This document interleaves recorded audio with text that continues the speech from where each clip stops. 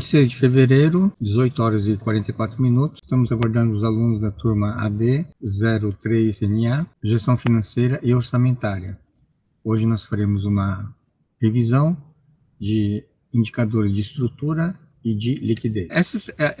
A aula de hoje, eu pretendo fazer uma revisão dos dois indicadores de estrutura e indicadores de liquidez. Só que nós vamos fazer uma revisão diferente. Não é uma revisão na qual eu vou ensinar, é uma revisão na qual vocês é que vão colocar a mão na massa e vão responder as perguntas que eu fizer. Tudo bem? Alguma dúvida? Não. Tá tudo bem? Faça análise da participação do capital de terceiros da empresa A. No exercício de 2020, para cada R$1 de recursos totais internalizados pela empresa, 60 centavos representam recursos de terceiros. Ok, show de bola, show de bola. Faça a análise da participação do capital de terceiros da empresa B de bola. No exercício de 2020, para cada R$1 de recursos totais investidos na empresa, para financiamento de suas atividades, 50 centavos foram oriundos de fontes externas. Ok, beleza. Fontes externas, recurso de terceiros, tá bom? Nenhum problema. No exercício de 2020, para cada R$1 dos recursos totais investidos na empresa para financiamento de suas atividades, 40 centavos foram oriundos de fontes externas. É o exigível total dividido pelo exigível total mais patrimônio líquido. Correto? Lembra que os indicadores de estrutura, ele tem a ver com fonte de recursos, origem, e o ativo representa as aplicações. Vocês lembram? Toda análise, ele tem que ser feita nessa ótica. Lembrando que passivo, ele representa a origem, e o ativo representa as aplicações. Quando nós falamos de fonte de recurso, nós temos dois tipos de fonte de recurso. Nós temos fontes externas e nós temos as fontes internas. As fontes externas é o passivo circulante mais o passivo não circulante, são fontes externas. O patrimônio líquido é considerado fonte interna. E o passivo circulante e passivo não circulante é considerado recurso de terceiros. Dentro dos recursos de terceiros, o passivo circulante é um recurso de curto prazo. E o passivo não circulante é um recurso de longo prazo. Ok? Essas informações, esses conceitos, eles precisam estar já internalizados em vocês. Porque senão a análise vai ser feita de uma forma muito, muito mecânica. Enquanto que quando você entende o conceito, você consegue visualizar, ou eu diria, você consegue entender o que é a análise, né? E a análise, vocês já perceberam, é de baixo para cima. A análise é de baixo para cima, né? Aquela parte inicial, quando você trabalha os indicadores de estrutura, você está trabalhando nessa ótica, recursos e aplicações. Então, a análise é de baixo para cima, né? Na participação do capital de terceiro, você tem exigível total e você tem o patrimônio líquido. O que é o exigível total? É o passivo circulante mais o passivo não circulante. Então, são recursos de terceiros, né? E o que é o patrimônio líquido? São recursos próprios.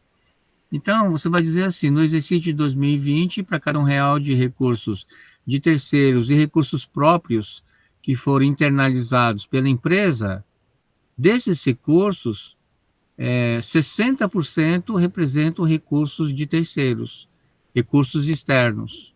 Eu quero saber qual é o percentual de recursos externos. Entenderam? Vocês entenderam? E aí, vamos voltar aqui. Nós temos aqui 3 empresas. Empresa A, que é 0,60, empresa B, que é 0,50, e a empresa C, que é 0,40. Qual desses 3 ele está melhor na ótica de participação de terceiros? A, B ou C? Qual que está melhor? A B, que tem 60% de participação.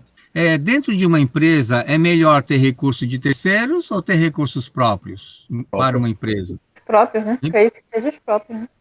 É melhor ter recursos próprios, né? Então, nesse dependente. caso, qual dos 3 está melhor? A, B ou C? A C com 40%. Ela tem A C está com 60% próprio. 40%. A C está com... Quanto mais recursos de terceiros, é pior. Né? Então, a participação do capital de terceiros, quanto menor, é melhor para a empresa. Entenderam? Tá? Entendi. Ok? Muito bem. Aí nós temos aqui a composição do endividamento.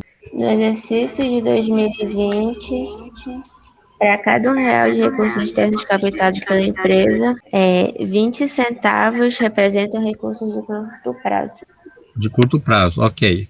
É por isso que é a composição do endividamento é o passivo circulante e o passivo não circulante, ok? Então, essa é a composição, tá? Na ótica da composição do endividamento, qual empresa está tendo o pior resultado, pior desempenho? Na ótica da composição do endividamento, qual está pior? A, B ou C? A B, né? Eu acho que é a B. É a B por quê? Porque ela deu 70%. 70%. 0,70. É porque O maior que a empresa... endividamento, no caso, né? não seria Seria isso? endividamento, é maior percentual de recursos no curto prazo, ok? Tudo bem? Tudo certo. Pessoal, vocês estão começando a pegar o que significa cada um desses indicadores? Sim, professor. Até então é mais a questão de raciocínio lógico, né? Tem que raciocinar. Vamos lá. Imobilização do capital próprio. É o ICP, né? Imobilização de capital próprio, né? No exercício de 2020, para cada R$ 1 de recurso próprio internalizado pelos sócios, são 50 centavos foram aplicados nos ativos fixos. Ok, show de bola. Obrigado. Quem é que não falou ainda? Vaneide, você está ouvindo a gente, Vaneide? Sim, professor. Vaneide? Estou ouvindo. Sim. Você pode fazer a imobilização do capital próprio da empresa B de bola? No exercício de 2020, para cada R$ 1 internalizados, 0,90 centavos. Internalizados pelos sócios, tá? Tem que escrever, pelos sócios. Bem, pelos sócios, 0,90 centavos ficou investido. É isso mesmo? Não, foram aplicados nos ativos fixos. Ah, tá. Aplicados nos ativos fixos, ok? Só que é o seguinte, tanto do Alexandre quanto o seu, tem que complementar, tá?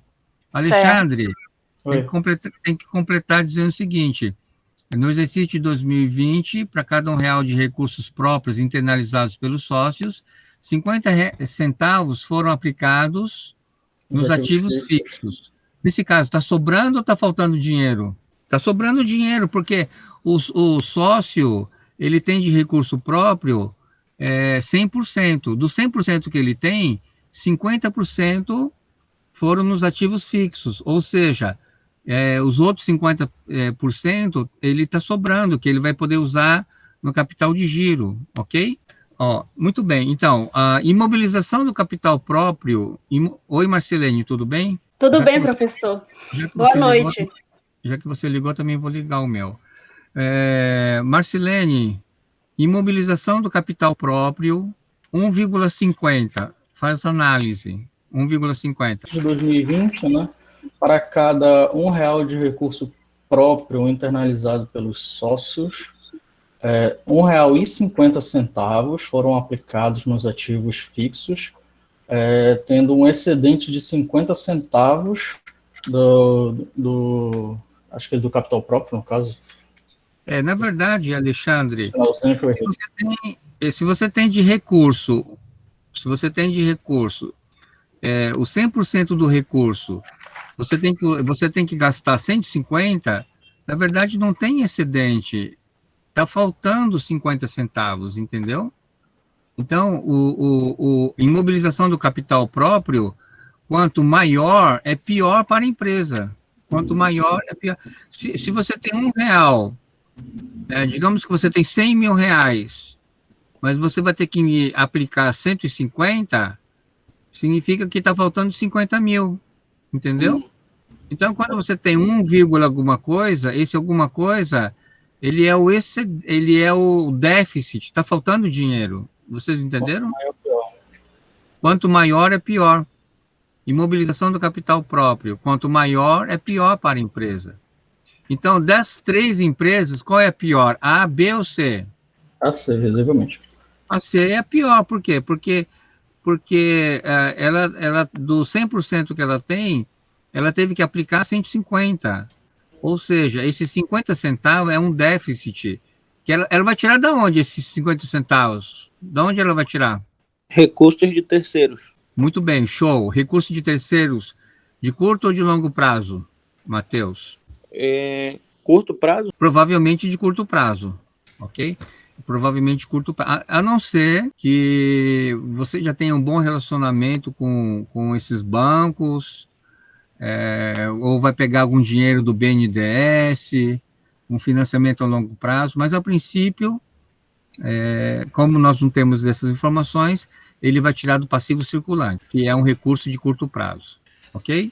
A imobilização do capital próprio, quanto menor é melhor para a empresa. Entenderam? Imobilização de recursos não correntes. Adler, faça da empresa A, imobilização de recursos não correntes 0,30. Passa para a gente. Ídida, você pode ajudar o Adler? Imobilização de recursos não correntes 0,30. Ídida.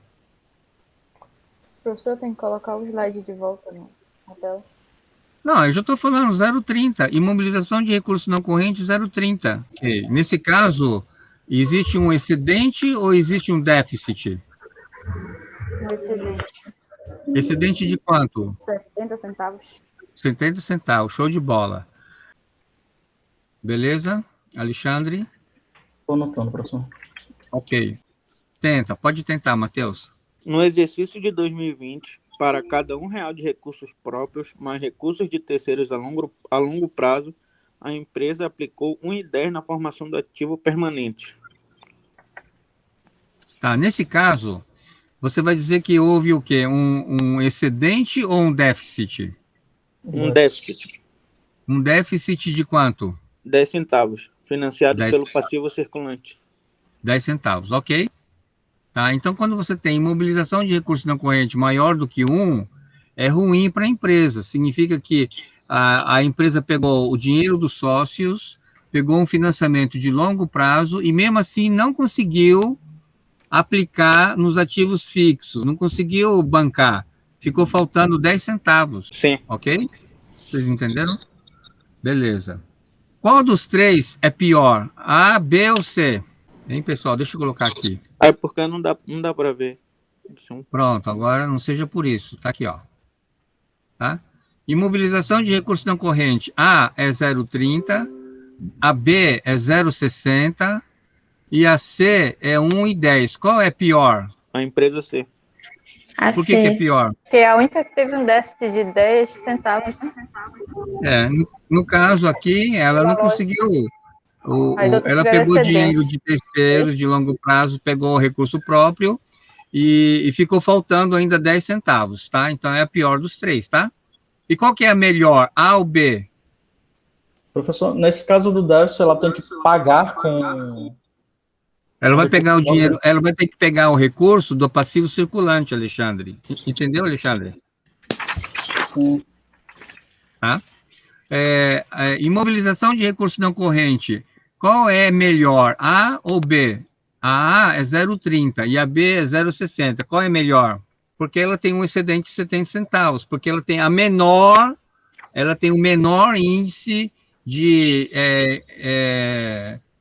imobilização de recursos não correntes. Lembra que eu falei para vocês que quanto menor é melhor? Vocês lembram disso? Tá? Ok, então, gente, olha só. Os indicadores de estrutura, eles são analisados com foco no passivo. Né? O passivo é a origem dos recursos e o ativo são as aplicações. Diga. O que acontece quando dá igual a 1? Quando dá igual a 1, significa que tudo que você tem de recurso próprio e recurso de terceiros, ele foi tudo imobilizado, entendeu? Isso não é legal, né?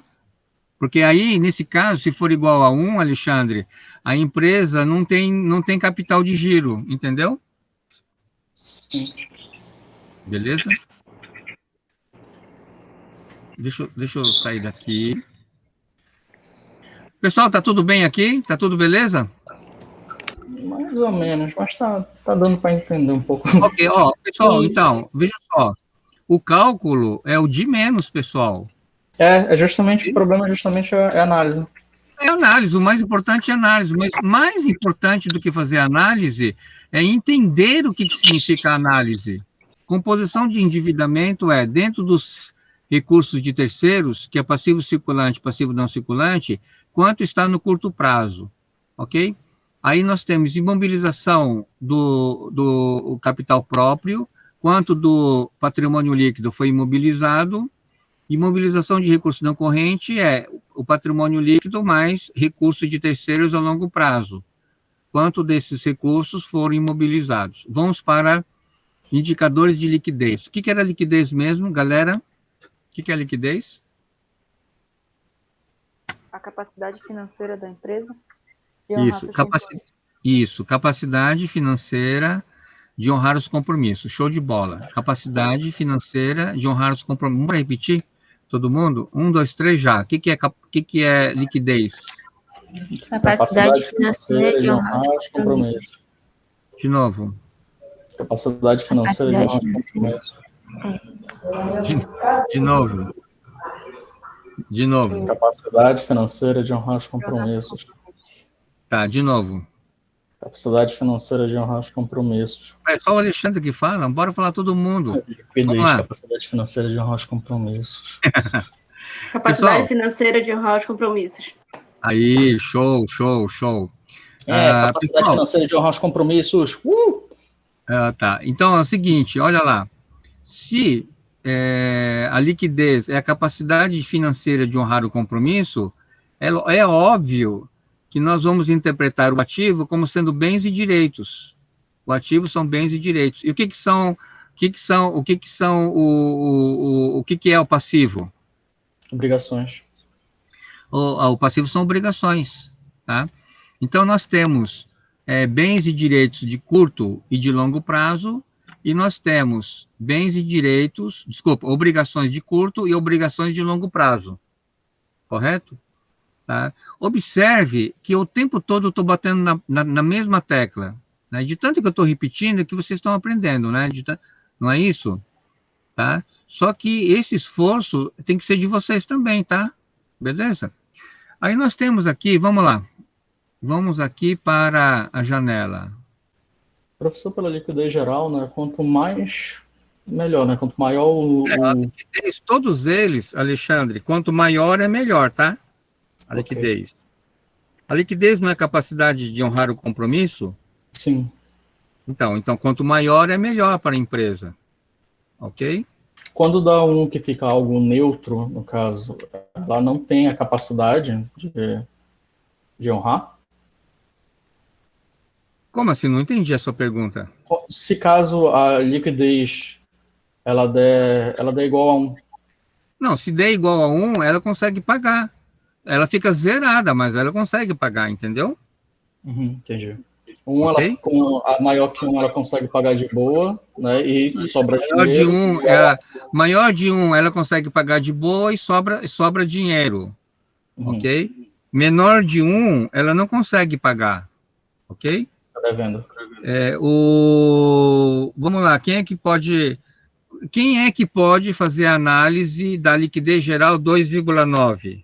No exercício de 2020, para cada R$1 de obrigação de curto e longo prazo, a empresa dispôs 2,90 centavos de bens e direitos de curto e longo prazo para honrar com seus compromissos. Há um excedente de quanto?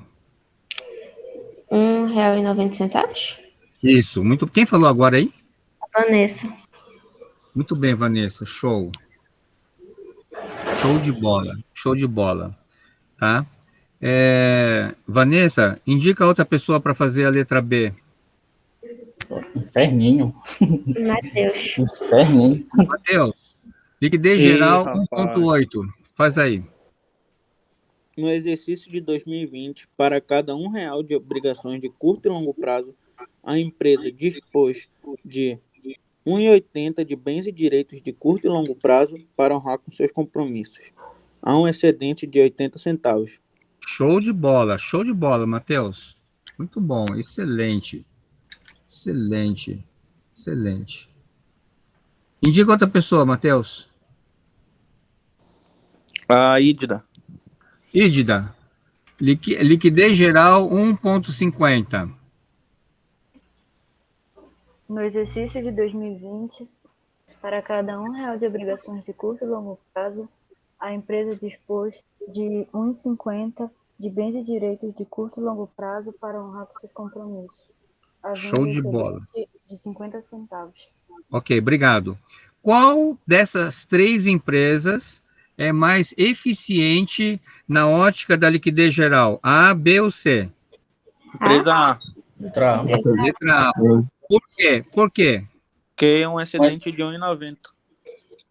É o que apresentou, a empresa A é o que apresentou maior liquidez geral. Ok? O bom é que as três empresas conseguiram, né, professor, para pagar. As três empresas estão bem, na liquidez geral estão bem na foto. Ok?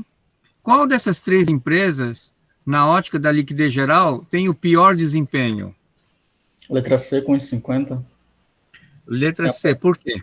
Tem apenas um excedente de 50 centavos perto do excedente de 1,90 da empresa A. Mas aí, Alexandre, você tem que colocar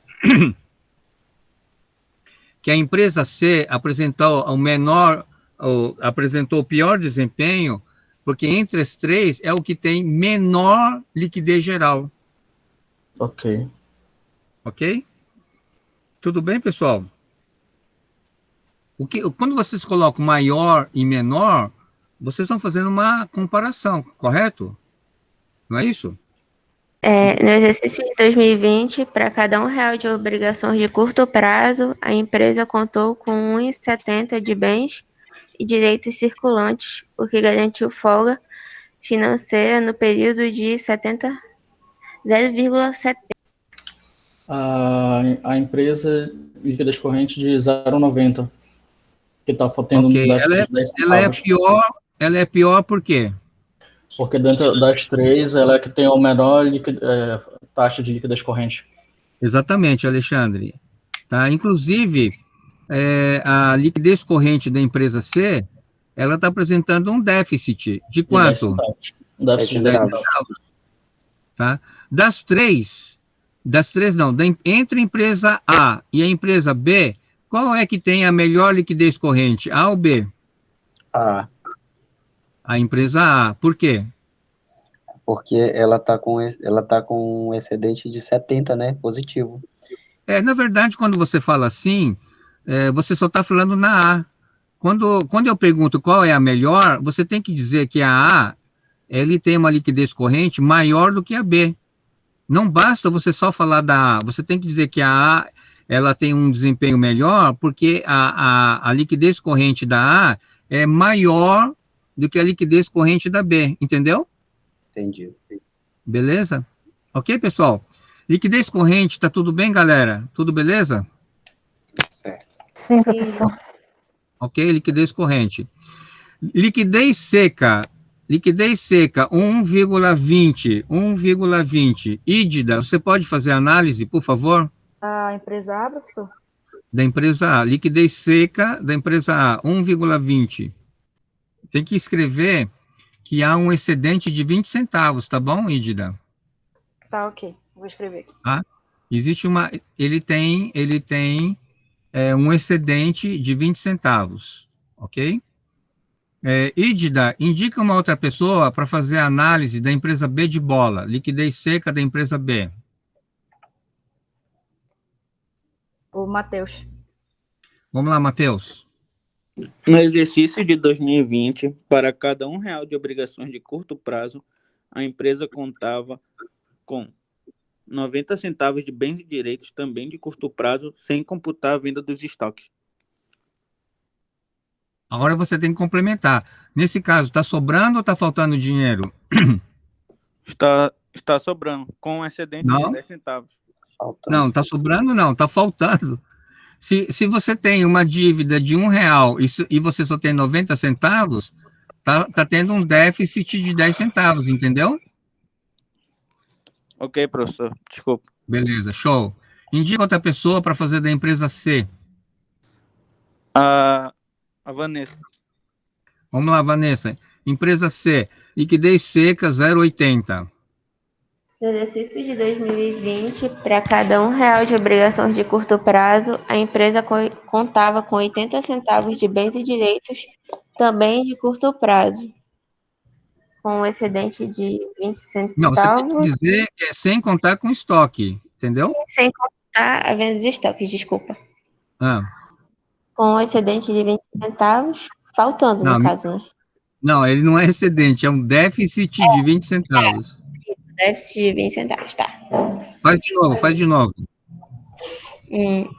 No exercício de 2020, para cada R$ 1 de obrigações de curto prazo, a empresa contava com 80 centavos de bens e direitos, também de curto prazo, sem computar a venda dos estoques, com um déficit, né, de 20 centavos. Ok, show de bola, show de bola. Obrigado. Pessoal, a pergunta é o seguinte: qual das três empresas tem a menor dependência do estoque para honrar os seus compromissos? Qual das três? Letra A A. letra Empresa É a letra A que tem a menor dependência, por quê? Porque ela tem um excedente de 20 centavos. É isso? Não entendi. Fala de novo. Porque ela tem um excedente de 20 centavos. Fora do estoque. De todas essas três empresas, ela vende tudo, ela tira o estoque dela e ainda assim consegue pagar. Correto? Entendeu? Professor, não é Oi. a C, não. Não é a C. Não, a empresa C, se você tirar o estoque dela, ela não consegue pagar. Então, Ah, tá. a empresa C, ela tem maior dependência do estoque. Entendeu? Entendi. Tá. Ok? Deixa eu parar o compartilhamento aqui. Ok? E vamos bater um papo. Ok? Vamos bater um papo. A nossa conversa é o seguinte, tá? O que é maior dependência do estoque? É porque é a empresa que tem menor liquidez seca. Vocês entenderam? Deixa eu aparecer aqui. Tá? Deixa eu sair, ok? A empresa que tem maior dependência do estoque é o que tem menor liquidez seca. Certo? Anota aí, Almir. A empresa que tem maior dependência do estoque é a empresa que tem a menor liquidez seca. A empresa que tem menor dependência do estoque é a empresa que tem maior liquidez seca. No caso da empresa A, ela vende tudo que tem e ainda ela consegue pagar, e ainda sobra 20 centavos, ok? Na empresa C, eu acho que era 0,80, né? Se tirar o estoque,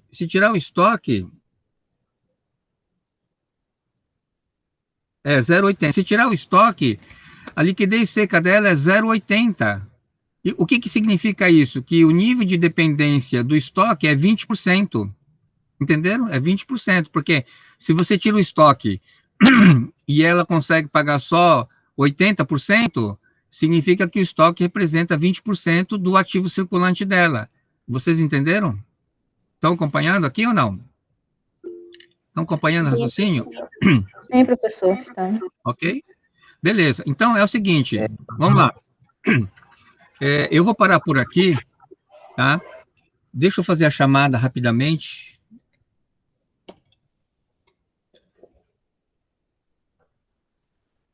Vamos lá. Quem está presente? Ader está presente?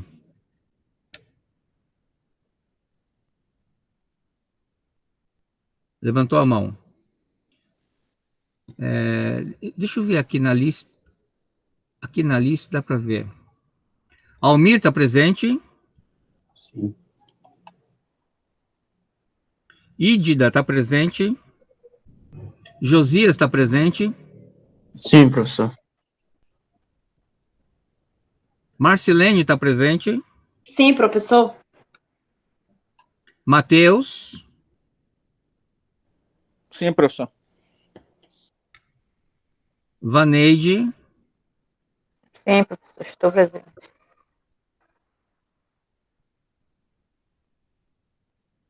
Vanessa, Sim, professor. O Alexandre disse que caiu a internet dele. ok, mas eu vou dar, lógico que vou dar presença para ele, claro, participou pra caramba, né? Tem alguém que eu não chamei? Tá todo mundo aí? Ok? Beleza. Então tá. Semana que vem, a gente vai ter um outro assunto, que é indicadores de atividades, ok? E na outra semana, a gente vai ter indicadores de rentabilidade, tá? Então, é muito importante que vocês entendam o que está acontecendo. Aí eu queria saber de vocês, o que vocês acharam dessa revisão que nós fizemos, né?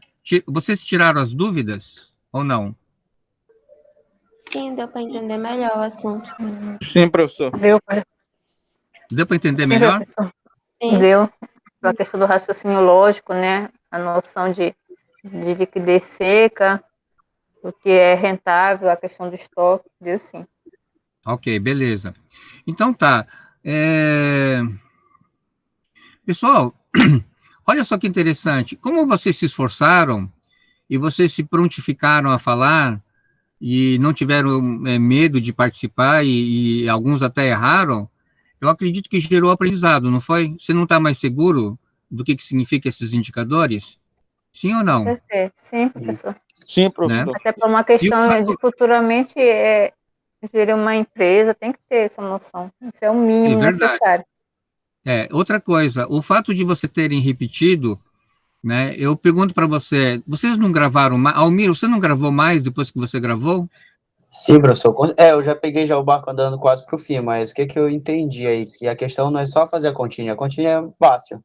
É a gente Aham. ter o sentido do que realmente está acontecendo, a gente trazer para a prática, né, entender, tipo, que essa questão aí, por exemplo, da liquidez seca, você deu um exemplo simples, se eu diminuiu para real, mas quando a gente traz para uma empresa grande é para a gente entender, tipo, a liquidez seca, que o senhor citou o exemplo aí do R$ 1,20, é da gente entender que se a empresa pagar tudo que ela deve, enfim, ela vai ter. Aí o senhor citou como 20 centavos, mas quando traz para a empresa, poderia ser um valor bem maior, né?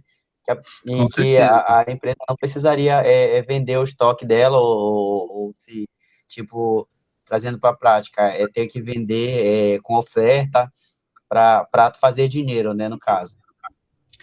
Na verdade, o que a gente observa é o seguinte: as empresas de varejo, elas têm uma liquidez seca muito baixa. Por quê? Porque a maior parte do ativo delas é o estoque. Quem trabalha no comércio, no varejo, claro que é o estoque. Estoque é o maior percentual do ativo circulante dela. Ok? Bom, então, pessoal, eu quero parabenizar o esforço de vocês, a dedicação, né? E eu acredito que isso aqui foi um pontapé importante para vocês entenderem que essa disciplina não é para decorar, né? Não é só para fazer conta, mas principalmente entender o que significa cada um deles. Tudo bem? Beleza? Quando você começa a entender o que significa, você aprende, porque você não decora, porque você aprende. E é isso que eu espero de vocês, eu espero que vocês aprendam. Tudo bem, então? Ok? Professor, com Então, certeza. Tudo bem, professor. Com certeza. ok. Beleza, então, bom final de semana. A gente vai se encontrar, então, na terça-feira, né? Terça-feira da semana que vem. Tá bom? Tudo bem. Ok. Boa noite a Então, todos. Tchau, boa um noite. grande abraço, boa noite, tchau, tchau. Boa noite. Boa noite, Obrigada aí. professor. Final de Boa semana. noite.